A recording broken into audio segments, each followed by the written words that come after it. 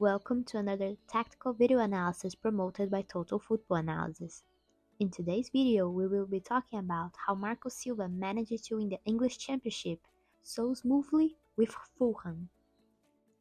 Silva has been using the positional play as his weapon during games.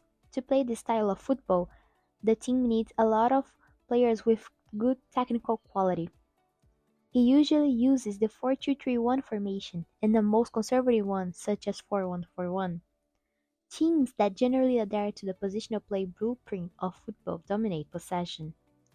This is because of the philosophy's instance of ball retention and patient pressing style.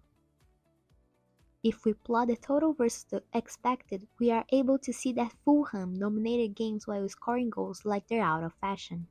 The Cottagers even boast the lowest expectation goals against in the league, with 42.47 over the course of the campaign. To build up, they try to lure the opposition to press before exploiting the gaps in their pressure with calculated and precise short passes. The side set up the way because it stretches the opponent's press vertically and horizontally, which creates gaps to play through. The two advanced midfielders will typically stay in the half spaces and sit behind the defending side's midfield. They also use combination plays to bypass the press when progressing further up the pitch, and if the overload isn't working and the opposition are effectively preventing any forward access, Fulham will try to switch the play over to the ball winger who remains hugging the touchline. Having players such as Adarabiu at the back makes this an extremely efficient form of attacking. He has a remarkable passing range who can hit those cross-field switches.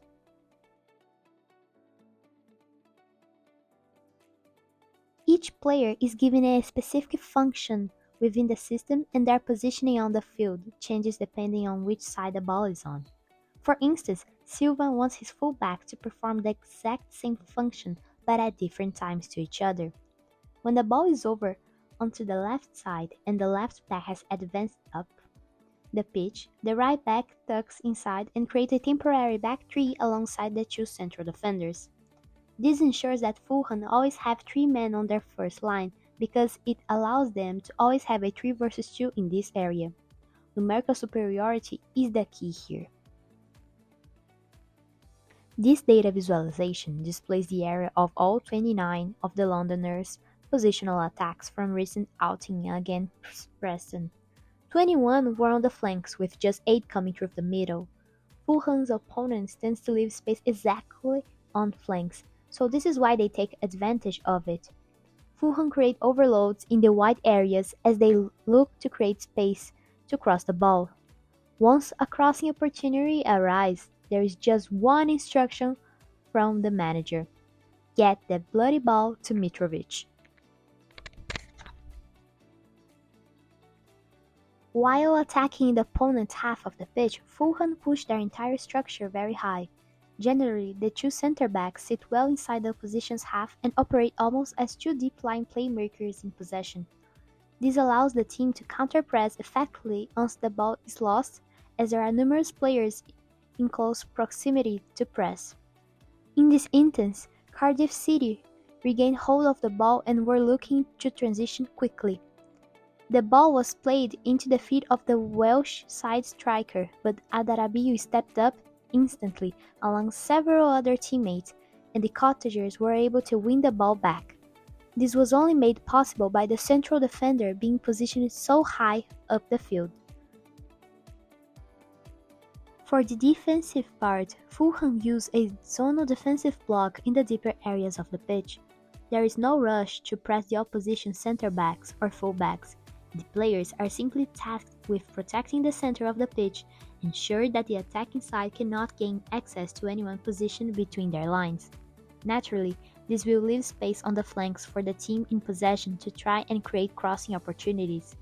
To combat this, Fulham's wingers drop back almost as auxiliary wingbacks and forge a temporary back six in the low block phase. Marco Silva's key player for Fulham is Aleksandar Mitrovic. He had a dazzling season during the 21-22 English Championship. He scored 37 goals in 43 appearances. Not only has his goal scoring massively improved, as well as his overall link-up play, but the 27-year-old has conserved his ability to be an aerial threat that his teammates can use to move into the final third. Marco Silva was able to lift his team back to the Premier League with a sensational season achievement during the English Championship.